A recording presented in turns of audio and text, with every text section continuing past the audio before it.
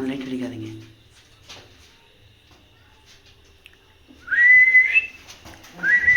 வா.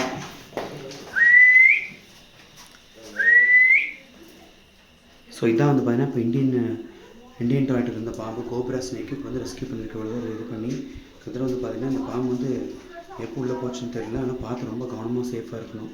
இது மாதிரி பாத்ரூம் யூஸ் பண்ணுறது வந்து எப்பவுமே ரொம்ப ரொம்ப கவனமாக இருங்க. இப்போ கரெக்டாக வந்து பார்த்தீங்கன்னா அண்ணன் வந்து கூப்பிட்டு சொல்லி வந்தாங்க. கிட்டத்தட்ட 1 மணி நேரமாக இங்கேயே வந்து பார்த்தீங்கன்னா இந்த பாம்பு வந்து பிடிக்கிறோம்.